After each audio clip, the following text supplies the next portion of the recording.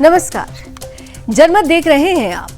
आपके साथ मैं हूं लावनी विनीत। जनमत यानी वो मंच जहां पर हम और आप मिलकर करते हैं उन खबरों की बात जो सीधे आपसे सरोकार रखती है, जो सीधे देश से सरोकार रखती है। और जब मैं देश से सरोकार रखने वाली खबरों की बात करती हूं तो उसमें छिपी होती है राष्ट्र सर्वोपरि की भावना। तो उसी राष्ट्र सर्वोपरि की भावना के साथ आज जनमत में जिस पहली खबर का जिक्र होने जा रहा है वो नए भारत की नई तस्वीर को प्रस्तुत करता है। विकास, आत्मनिर्भरता और प्रगति की उस ऊर्जा की बात करता है जो आज बेंगलुरु की धड़कन में दौड़ी। दरअसल प्रधानमंत्री नरेंद्र मोदी की मौजूदगी आज कर्नाटक बेंगलुरु में थी और इस दौरान प्रधानमंत्री ने 22,000 करोड़ रुपए के परिवहन और बुनियादी ढांचा प्रोजेक्ट्स का शुभारंभ किया। देश के लिए यह संदेश भी दिया कि भारत अब रुकने वाला नहीं, बल्कि प्रधानमंत्री नरेंद्र मोदी ने 22,000 करोड़ रुपए के परिवहन और बुनियादी ढांचा प्रोजेक्ट्स का शुभारंभ कर देश को यह संदेश दे दिया कि भारत अब विकसित भारत की ओर तेजी से बढ़ने वाला राष्ट्र है। 3 नई वंदे भारत ट्रेनें, नम्मा मेट्रो की येलो लाइन का उद्घाटन और शहर की कनेक्टिविटी को नई ऊंचाइयों पर ले जाने वाले कई प्रोजेक्ट्स, ये सिर्फ उद्घाटन नहीं थे बल्कि आने वाले दशक की विकास यात्रा का नक्शा भी है। प्रधानमंत्री ने बेंगलुरु को नए भारत के उदय का प्रतीक बताते हुए कहा कि यह शहर केवल टेक्नोलॉजी और इनोवेशन का हब ही नहीं है बल्कि आत्मनिर्भर भारत की धड़कन भी बन रहा है। आत्मनिर्भर भारत का यह धड़कता हुआ दिल है। उन्होंने कहा कि इसे तकनीक, डिफेंस में मेक इन इंडिया और युवाओं के योगदान में जीत साबित करना है। यह जीत है युवाओं के योगदान की। और इसके साथ ही उन्होंने यह भी घोषणा की कि भारत को जल्द he made in India chip मिलने जा रही है, जो डिजिटल क्रांति और आत्मनिर्भरता की दिशा में ऐतिहासिक पड़ाव होगा। आर्थिक मोर्चे पर प्रधानमंत्री का संदेश स्पष्ट और दमदार था। भारत अब दुनिया की सबसे तेजी से बढ़ती हुई अर्थव्यवस्था है।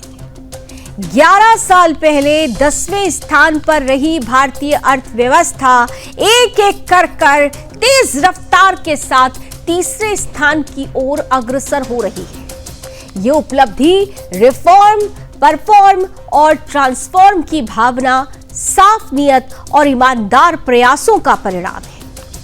उन्होंने आंकड़ों के साथ यह भी बता दिया कि 2014 में केवल 5 शहरों में ही मेट्रो दौड़ रही थी, लेकिन आज 24 शहरों में 1000 किलोमीटर से अधिक का मेट्रो नेटवर्क है। रेल विद्युतीकरण में 11 वर्षों में दोगुनी प्रगति, हवाई अड्डों की संख्या 74 से बढ़कर 160 प्लस और राष्ट्रीय जलमार्गों की संख्या 3 से बढ़कर 30।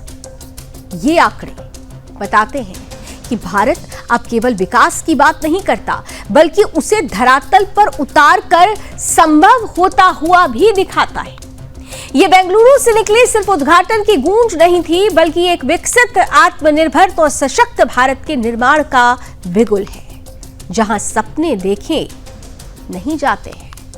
सपने सिर्फ नहीं देखे जाते बल्कि उसे पूरा भी किया जाता है। और यही वो भारत है जो अपने नागरिकों के लिए आधुनिक सुविधाएं, वैश्विक स्तर पर सम्मान और आने वाली पीढ़ियों के लिए सुनहरा भविष्य गढ़ रहा है।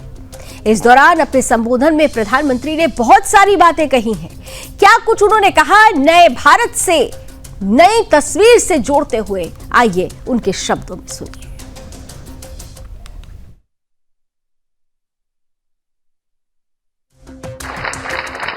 साथियों, बेंगलुरु को हम एक ऐसे शहर के रूप में उभरता देख रहे हैं जो न्यू इंडिया के राइज का सिंबल बन चुका है।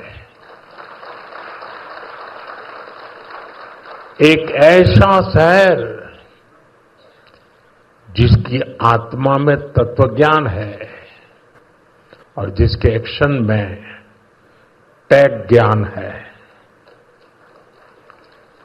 एक ऐसा शहर जिसने ग्लोबल आईटी मैप पर भारत का परचम लहराया है।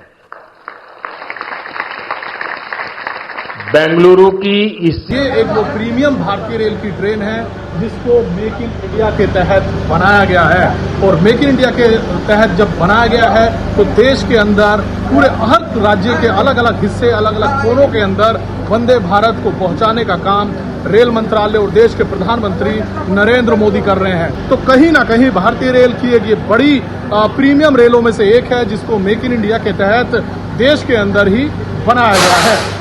सागर कुमार, सुदर्शन न्यूज, बेंगलुरु।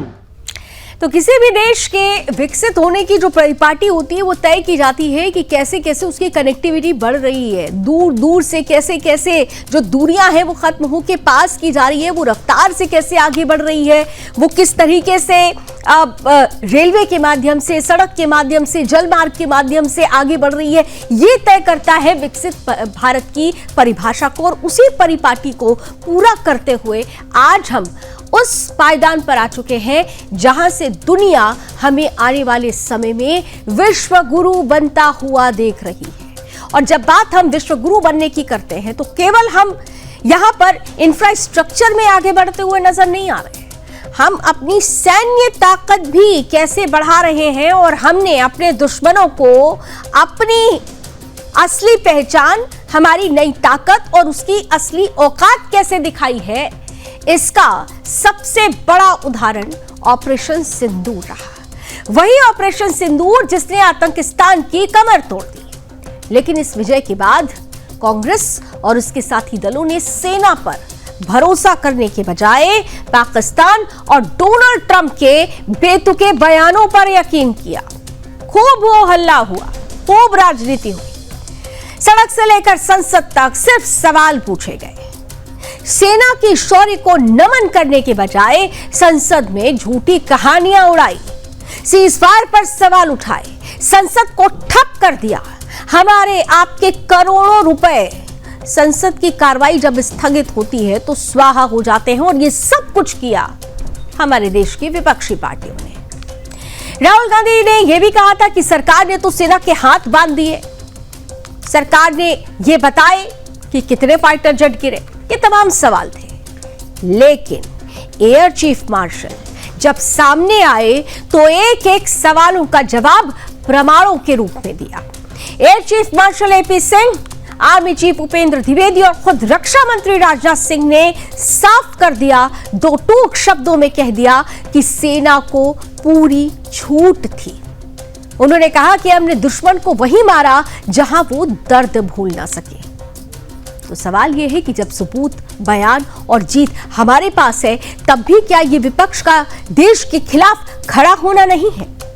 क्या सेना पर भरोसा करने के बजाय पाकिस्तान के नैरेटिव पर भरोसा करना देशद्रोह की श्रेणी में नहीं आता? रिपोर्ट देखिए।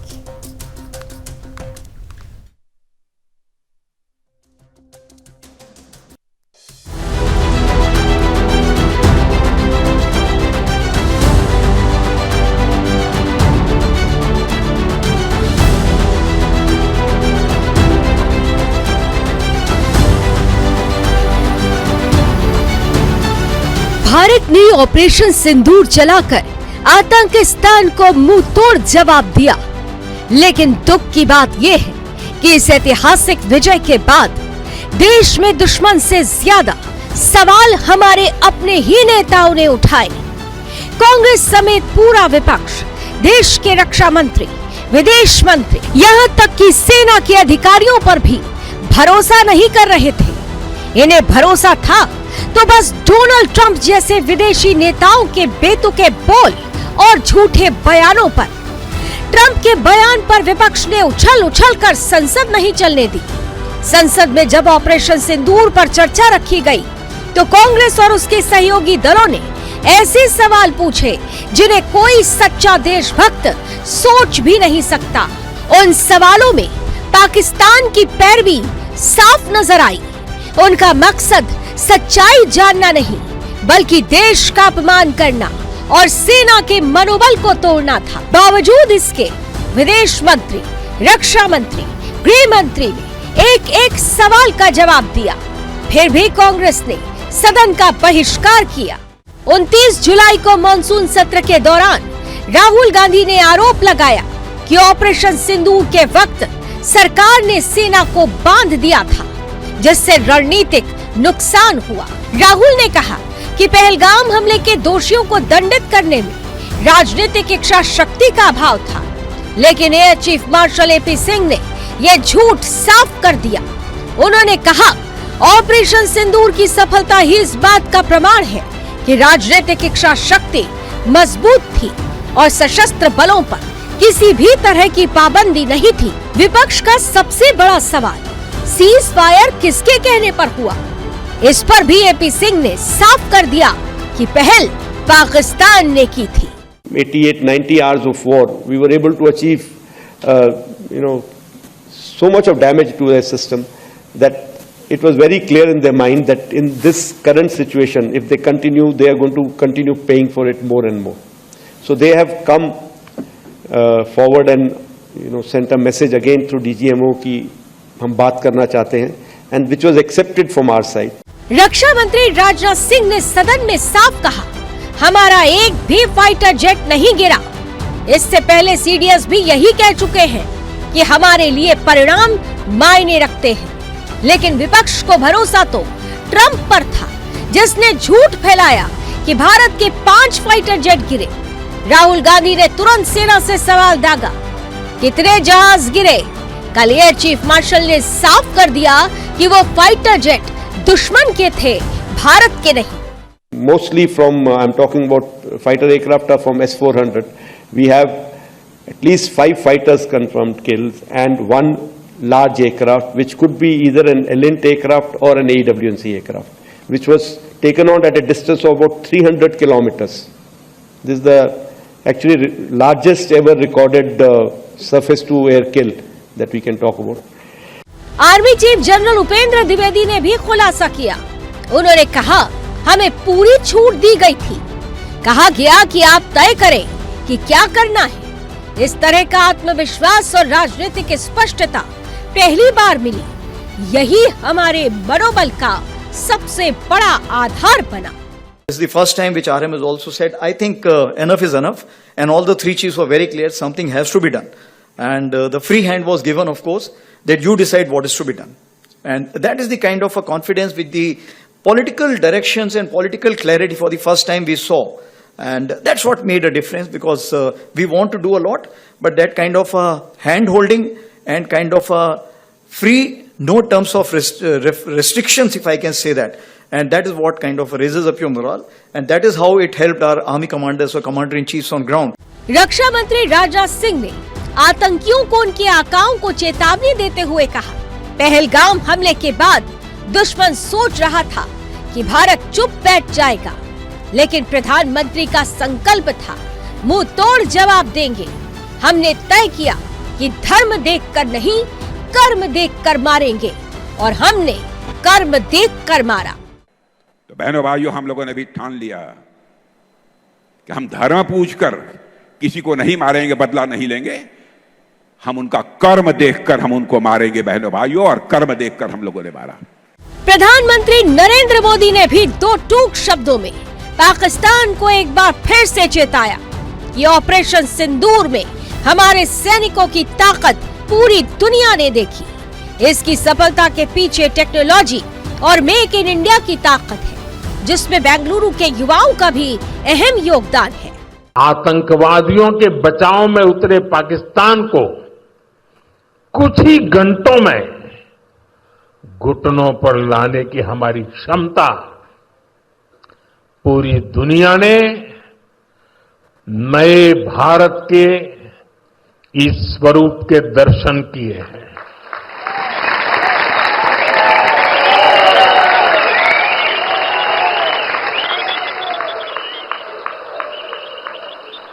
ऑपरेशन सिंदूर की सफलता के पीछे बहुत बड़ी वजह हमारी टेक्नोलॉजी और डिफेंस में मेक इन इंडिया की ताकत है,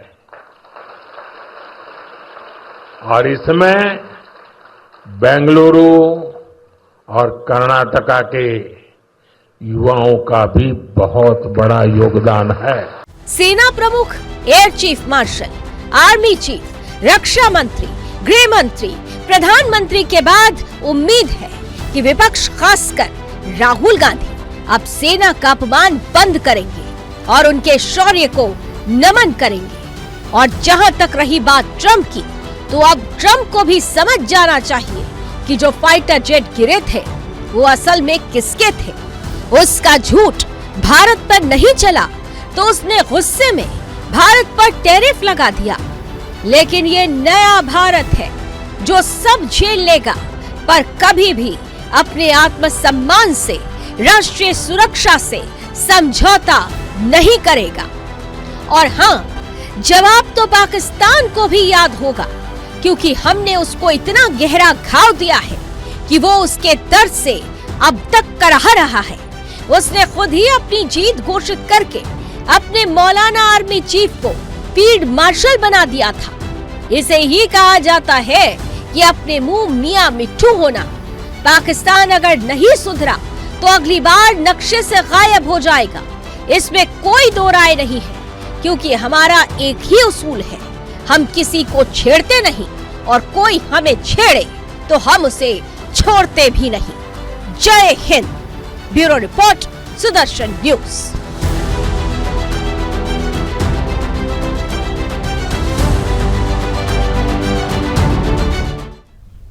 तो किस तरीके से सभी को जवाब एक प्रमाण से मिल गया है जो ये बता रहा है कि पाकिस्तान को हमने उसकी हैसियत कैसे याद दिलाई। लेकिन केवल इतना ही नहीं है, प्रमाणों की तो श्रृंखला जैसे आगे बढ़ पड़ी हो।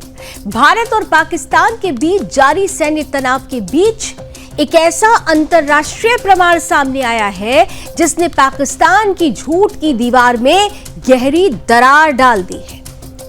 दरअसल ब्रिटेन की प्रतिष्ठित defence technology company Martin baker ने अपने आधिकारिक रिकॉर्ड में ऐसे आंकड़े जारी किए हैं जो पाकिस्तान के हालिया बयानों की पोल खोल देते हैं और भारत के ऑपरेशन सिंदूर की सफलता को अप्रत्यक्ष रूप से प्रमाणित करते हैं। मार्टिन बेकर, जो दुनिया की अधिकांश लड़ाकू विमानों में इस्तेमाल होने वाली इजेक्शन सीट्स बनाती है, हर बार पायलट की सफल इजेक्शन के बाद अपने वैश्विक आंकड़े अपडेट करती है। पिछले आंकड़े 7,784 थे, जो हालिया अपडेट में बढ़कर 7,794 हो गए, यानी 10 का इजाफा होता है। 10 पायलट हाल ही के दिनों में इजेक्ट हुए हैं। इनमें एक घटना साफ तौर पर पाकिस्तान से जुड़ी है, जिसे इस्लामाबाद ने छिपाने की कोशिश की। कंपनी ने 16 अप्रैल को सार्वजनिक रूप से बताया कि पाकिस्तानी वायुसेना का Mirage V Rose fighter jet Punjab प्रांत के बिहारी जिले के रत्ता टिब्बा इलाके में दुर्घटनाग्रस्त हुआ, जिसमें दोनों पायलट PRM-4 इजेक्शन सीट की मदद से बाहर निकले। ये वही मॉडल है जो पाकिस्तान के मिराज बेड़े में लगा हुआ है। ये घटना सीधे सीधे पाकिस्तान के विमान नुकसान की पुष्टि करती है, भले ही वहां की सरकार और सेना इसे भारतीय प्रोपेगेंडा बताकर नकारती रहे। दरअसल ऑपरेशन सिंदूर के बाद भारतीय वायुसेना प्रमुख air chief martial AP Singh ने यह दावा किया था कि भारत ने पाकिस्तान के 5 फाइटर जेट और एक बड़ा सैन्य विमान मार गिराया। पाकिस्तान ने तुरंत इनकार किया, लेकिन अब मार्टिन बेकर के आधिकारिक डेटा ने उसके झूठ को बेनकाब कर दिया है। रक्षा विशेषज्ञ ये मान रहे हैं कि ये न केवल भारतीय वायुसेना की सैन्य सफलता का प्रमाण है, बल्कि पाकिस्तान के भीतर मनोवैज्ञानिक दबाव भी बढ़ाता है, जहां जनता और सैन्य नेतृत्व को अब अपने एयर डिफेंस की नाकामी का सामना करना पड़ रहा है। मार्टिन बेकर के रिकॉर्ड से यह भी साफ होता है कि पाकिस्तान के इनकार की नीति अब विश्वसनीयता भी खो चुकी है। एक प्रतिष्ठित ब्रिटिश रक्षा कंपनी का खुला बयान किसी भी सरकारी बयान से कहीं अधिक वजन रखता है। पाकिस्तान के लिए यह खुलासा राजनयिक शर्मिंदगी है, जबकि भारत के लिए यह एक ऐसा हथियार है जिसे बिना गोली चलाए भी अंतर्राष्ट्रीय मंचों पर इस्तेमाल किया जा सकता है। ऑपरेशन सिंदूर का यह अप्रत्यक्ष प्रमाण साबित करता है कि भारत केवल सीमाओं पर ही नहीं बल्कि सूचना और साख की जंग में भी जीत रहा है।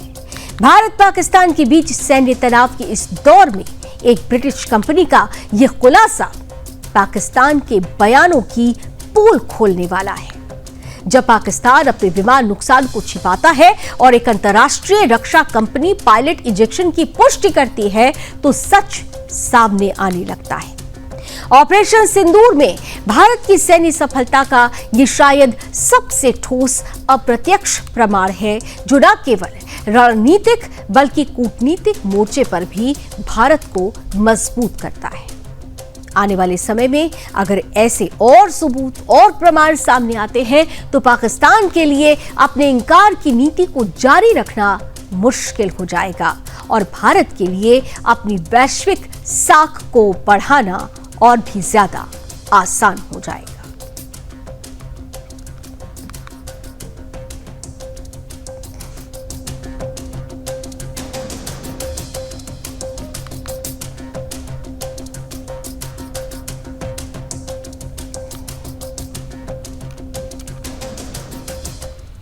तो विश्वसनीयता कैसे भारत की बढ़ रही है और पाकिस्तान कैसे विश्वसनीयता खो रहा है उसका ये जीता जागता प्रमाण है और यही प्रमाण भारत की ताकत को भी परिलक्षित करता है। तो ये भारत की उस सांस्कृतिक और धार्मिक धरोहरों की अब बात करेंगे जो केवल पत्थरों और दीवारों का ढांचा नहीं है बल्कि ये करोड़ों लोगों की आस्था, परंपरा और पहचान का जीवंत प्रतीक है। हर मंदिर, हर तीर्थ, हर देव स्थान अपने भीतर सदियों का इतिहास समेटे हुए हैं, संघर्ष और श्रद्धा की कहानी समेटे हुए हैं। और ऐसे में जब इन धरोहरों पर सुनियोजित हमला होता है तो यह केवल एक इमारत पर आक्रमण नहीं होता, यह हमारी आत्मा, हमारी सभ्यता और हमारी सांस्कृतिक निरंतरता पर सीधा प्रहार होता है। उत्तर प्रदेश के फतेहपुर से आई ताजा घटना इसी सच को फिर उजागर करती है। सदर कोतवाली क्षेत्र के अबू नगर रदायूं में स्थित सैकड़ों वर्ष पुराना श्री ठाकुर जी विराजमान मंदिर जो भू अभिलेखों में स्पष्ट रूप से मंदिर के रूप में दर्ज है, आज एक संगठित और खतरनाक साजिश का शिकार हो गया है। मंदिर को इस्लामी रंग देने और उसे मकबरे में बदलने की घिनौनी कोशिशें की जा रही है। तस्वीरें आपके सामने हम रख रहे हैं। ये महज एक भूमि विवाद नहीं है बल्कि सदियों पुरानी आस्था पर जिहादी मानसिकता का खुला हमला है। मुस्लिम वर्ग के कुछ तत्व मंदिर परिसर की संरचना और सजावट को बदलकर उसे इस्लामी स्वरूप देने की मुहिम में जुटे हैं। ये वही पुराना फॉर्मूला है, पहले स्वरूप बदला जाए, फिर इतिहास को तोड़ा मरोड़ा जाए और आखिरकार आस्था पर मजहबी अतिक्रमण करके उस पर कब्जा कर लिया जाए। लेकिन इस बार हिंदू समाज ने यह ठान लिया है कि वो अपनी विरासत किसी भी कीमत पर छीनने नहीं देंगे। 11 अगस्त को हिंदू समाज के सैकड़ों लोग मंदिर में जुटकर भव्य सफाई, पूजा अर्चना और शंखनाद के जरिए इस षड्यंत्र का जवाब देंगे। प्रशासन ने हालात की गंभीरता को देखते हुए भारी पुलिस बल की तैनाती कर दी है ताकि किसी भी तरह की अप्रिय घटना को रोका जा सके। यह मामला केवल एक मंदिर की रक्षा का नहीं है बल्कि हमारी पूरी सांस्कृतिक जड़ों की सुरक्षा का है। अगर आज इन षड्यंत्रों का मुंहतोड़ जवाब न दिया गया तो कल हमारे बच्चों के इतिहास से ये धरोहरें हमेशा के लिए गायब हो जाएंगी। भारत की अस्मिता को बचाने के लिए हर ऐसे हमले को कानूनी, सामाजिक और धार्मिक तीनों मोर्चों पर रोका जाना जरूरी है। और यही वजह है कि राष्ट्र सर्वोपरि, धर्म सर्वोपरि की भावना के साथ सुदर्शन न्यूज ऐसी हर जगह पर डटा रहता है जहां आस्था षड्यंत्र का शिकार होती है। सुदर्शन न्यूज संवाददाता सुशील कुमार भी ग्राउंड जीरो पर पहुंचे और किस तरीके से वहां पहुंचकर उन्होंने इस पूरे षड्यंत्र का पर्दाफाश किया। बीजेपी के कई लोग वहां पर मौजूद थे, हिंदू संगठनों के कई लोग वहां मौजूद थे, स्थानीय लोगों ने किस तरह से उस सच को सामने रखा जिसे दबाने का प्रयास किया जा रहा है। देखिए हमारी आज की इस स्पेशल एक्सक्लूसिव रिपोर्ट में। आज हम पहुंचे हैं जनपद फतेहपुर के सदर कोतवाली क्षेत्र के आबू नगर रडैया में। यहाँ एक पुरानी इमारत बनी हुई है। कैमरामैन से कहूँगा घुमाइए। ये पुरानी इमारत बनी हुई है और इस इमारत के बाबत, इस इमारत के संबंधित 2 दिन पूर्व हिंदू और हिंदू संगठनों ने मिलकर जिलाधिकारी फतेहपुर को ज्ञापन दिया है। उनका कहना ये है कि ये इमारत हमारी है और ये हिंदुओं का पहले मंदिर हुआ करता था और इसको मुस्लिम समुदाय के लोग धीरे धीरे इसका जो है रूप बदल करके मकबरा बनाना चाहते हैं। और इसके संबंधित ज्ञापन के बाद 11 अगस्त को हिंदू और हिंदू संगठन भारी संख्या पर एकत्रित होकर इस जगह पर आकर साफ सफाई और पूजा अर्चना की तैयारी कर रहे हैं, जिसको देखते हुए यहाँ भारी पुलिस बल आज से ही तैनात हो गया है। सुरक्षा के कड़े इंतजाम है। बल्लियां और अन्य व्यवस्थाएं जो भी हैं सुरक्षा के दृष्टिगत लगा दी गई हैं और सुरक्षा के कड़े इंतजाम हैं। नई अपडेट के साथ फिर मैं आता हूं। सुशील शुक्ला, सुदर्शन न्यूज, फतेहपुर। सबसे पहले तो मैं धन्यवाद देता हूं सुदर्शन न्यूज को कि जो सनातन के लिए हमेशा काम करता है। आपका सवाल है कि एकत्रीकरण हो रहा है हिंदुओं का कर्पूरी ठाकुर चौराहे पे, तो एक आबू नगर मोहल्ला है, वहां एक रड़ैया है, वहां एक बहुत विशाल ठाकुर द्वारा है, मंदिर है और उस मंदिर को उस तथाकथित लोगों ने, एक वर्ग विशेष के लोग उस मंदिर को, उसका स्वरूप बिगाड़कर मस्जिद का रूप देने का काम कर रहे हैं। मैं सभी अपने फतेहपुर जनपद के सनातनियों और हिंदुओं से कहूंगा कि 11 तारीख को हम सब एकत्र होकर वहां जाकर उस मंदिर में पूजा और अर्चना करेंगे। मैं प्रशासन को भी कह रहा हूं कि उनको ध्यान देना होगा, क्योंकि हिंदू मंदिर और हिंदुओं की आस्था के साथ खिलवाड़ है। हम अपने मंदिर के आस्था के साथ खिलवाड़ नहीं होने देंगे। हम उसको पुनः अपने स्वरूप में लाने का काम करेंगे। ये फतेहपुर के आबू नगर के रड़ैया में एक अपना विशाल मंदिर है। वहां कुछ दिनों से जिहादी शक्तियों द्वारा उस मंदिर का इस्लामीकरण करने का प्रयास किया जा रहा है। हम लोगों को पता लगा क्योंकि कुछ गतिविधियां ऐसी लगी कि यहाँ पर इस मंदिर का इस्लामीकरण करने का प्रयास किया जा रहा है, तो वहां संज्ञान लिया गया। पता लगा कि ये बात सत्य है, इसलिए हम लोग 11 तारीख को सुबह 9 बजे डाक बंगले के सामने कर्पूरी ठाकुर चौराहा पड़ता है, वहां तो अपनी जड़ों को इस षड्यंत्र से बचाने के लिए हल्ला तो बोलना ही पड़ेगा। आगे बढ़ते हुए बात ठाणे शहर की कर लेते हैं, जिसकी सड़कों पर आज खेल भावना, जोश और उमंग की ऐसी बयार बही जिसने पूरे शहर को एक साथ जोड़ दिया। ठाणे महानगर पालिका की 31वीं वर्षा मैराथन का आगाज म्युनिसिपल कॉर्पोरेशन मुख्यालय से हुआ, जिसमें देश विदेश से आए करीब 25,000 धावकों ने हिस्सा लिया। इस साल का नारा मैराथन ठाण्याची ऊर्जा तरुणाईची, युवा ऊर्जा और शहर की जीवंतता का प्रतीक बन गया। राष्ट्रीय और अंतर्राष्ट्रीय धावकों की मौजूदगी ने इस स्पर्धा को न सिर्फ प्रतिस्पर्धात्मक बल्कि वैश्विक स्तर पर भी विशेष बना दिया। लाखों रुपए के इनाम, हजारों दर्शकों के जोशीले समर्थन ने हर धावक को मंजिल तक पहुंचने का उत्साह दिया। इस ऐतिहासिक आयोजन को और यादगार बना दिया महाराष्ट्र के उप मुख्यमंत्री एकनाथ शिंदे ने, जो खुद धावक बनकर ट्रैक पर दौड़े। उन्होंने अपने कदम से ये संदेश दिया कि युवा पीढ़ी की जिम्मेदारी नहीं बल्कि नेताओं और नीति निर्माताओं का भी दायित्व है। पूरे ठाणे में आज केवल दौड़ नहीं बल्कि एकजुटता, खेल भावना और शहर के गर्व का उत्सव मनाया गया। सड़कों पर रंग बिरंगे धावक, ढोल ताशों की गूंज और चीयरिंग करती भीड़ ने इसे महज एक मैराथन नहीं बल्कि ठाणे की पहचान का उत्सव बना दिया। ये दिन शहर के इतिहास में सुनहरे अक्षरों में दर्ज हो गया, जहां खेल और समाज एक साथ दौड़े और ठाणे ने एक बार फिर साबित कर दिया कि वो सिर्फ विकास में नहीं बल्कि खेल संस्कृति में भी सबसे आगे है।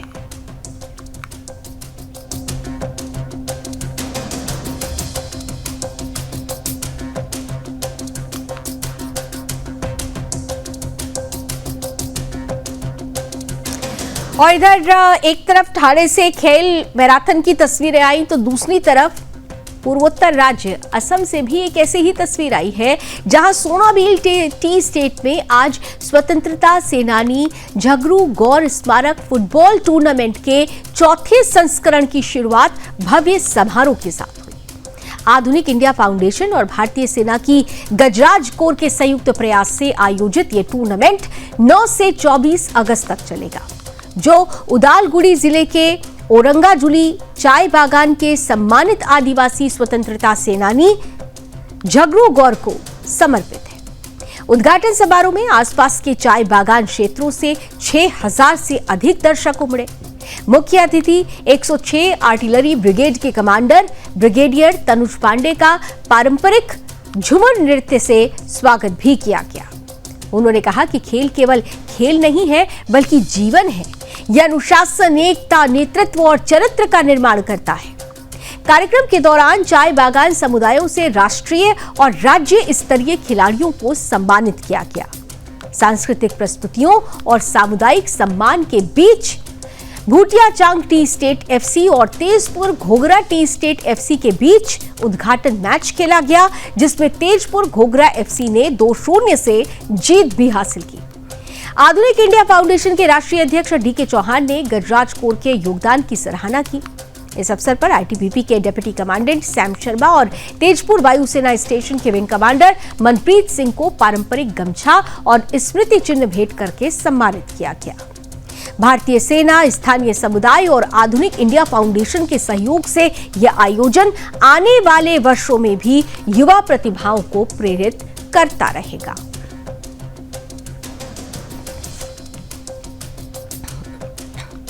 और आइए अब हम जनमत के आखिरी पड़ाव पर आ चुके हैं, यानी वक्त आज की गुड न्यूज का है, आज की पॉजिटिव न्यूज का है। तो आज की गुड न्यूज अंतरिक्ष की उड़ान से जुड़ी हुई है। कभी एक दौर था जब भारत को अंतरिक्ष की पहली उड़ान भरने के लिए अमेरिका का सहारा लेना पड़ता था। 1963 में हमें अमेरिका से एक छोटा सा रॉकेट मिला था और वहीं से हमारे अंतरिक्ष सफर की शुरुआत हुई थी। लेकिन आज तस्वीर बदल चुकी है।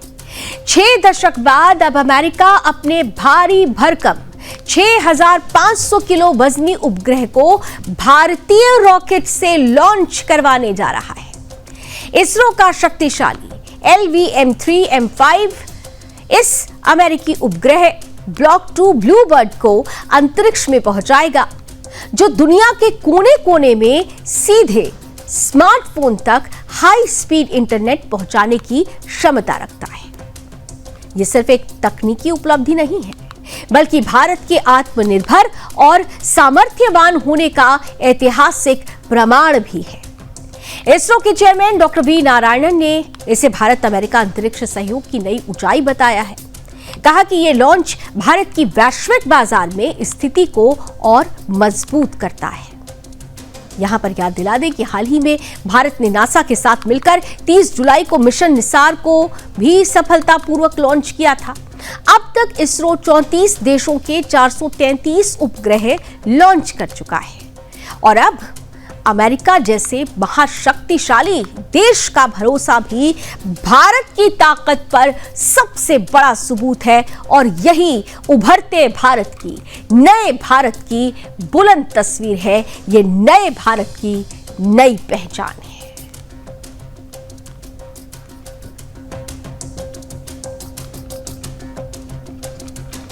तो नए भारत की नई पहचान, नई तकदीर, नई तस्वीर के साथ और बदलेगी और ऊंचाइयों पर जाएगी, इसी उम्मीद के साथ जनमत में अभी बस इतना ही। देश और दुनिया की तमाम खबरों के लिए आप जुड़े रहिए सुदर्शन न्यूज के साथ। जय हिंद।